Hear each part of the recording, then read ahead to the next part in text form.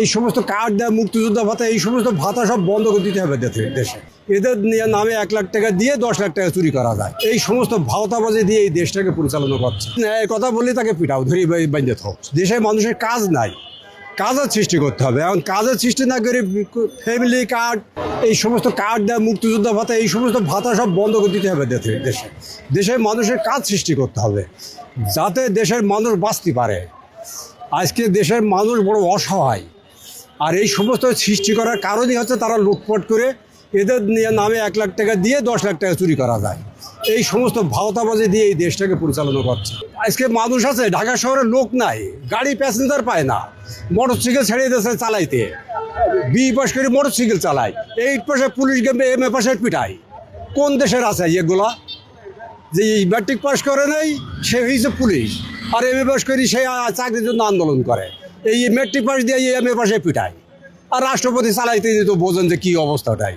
তো সব এই অবস্থায় এই মানুষকে আর কত মেরে খাবে? ওরা উপর দিয়ে বিমান দিয়ে চলে যায়, আর এই সাধারণ মানুষ খালি অসহ্য অবস্থায় পড়ে আছে। এই দেশকে ভালো করতে হলে সঠিক নেতৃত্বের দরকার। শহীদ প্রেসিডেন্ট রাষ্ট্রপতি জিয়াউর রহমান চেয়েছিলেন দেশকে সুন্দরভাবে গড়ে তোলার, জাতির জনক বঙ্গবন্ধু চেয়েছিলেন সুন্দরভাবে গড়ে তোলার। এরপর থেকে যত সরকার আইছে, যত ক্ষমতায় যারা আইছে, তারা কেউ চায় নাই। হাসিনাও চায় নাই। আজকে চাকরি করে, যে ছেলে চাকরি করে তার বাবা বা সন্তান চাকরি করে, তার শালা চাকরি করে, তার বউ চাকরি করে, এই সব চাকরি হয়ে গেছে পরিবারতন্ত্র। অন্য কোনো মানুষ চাকরি পাচ্ছে না। তাই সমস্ত জায়গাতে সব ন্যায়, মানে কথা বললেই ন্যায়, কথা বললেই তাকে পিটাও, ধরি বাইন্ধে থাও। এই অবস্থা, সত্য কথার ভাত নাই। আজকে রাস্তার যন্ত্র, রাস্তায় সরকার নিয়ন্ত্রণ নিয়ে নেবে, গাড়ি নিয়ে সরকারই দিয়ে পরিচালনা করবে। আজকে BRTC বাজালে BRTC টাকা খুলি বিক্রি, ট্রেন বাজারে ট্রেনের বিক্রি। তো যেখানে দুর্নীতি না কমলে সেই সমস্ত কী হবে? কোথায় শান্তি আসবে? সমস্ত জায়গায় তো লুটপাট। এই দেশে করতে হবে, ভাতা সব বন্ধ করে দিতে হবে, সমস্ত টাকা বন্ধ করে দিতে হবে। 10 বছরের চাকরি করবে একজন মানুষ। প্রত্যেকে গ্রামে চলে যান, গ্রামে মানুষ কমিটি বুঝবে, তারা ওয়ার্ডে কমিটি বুঝবে।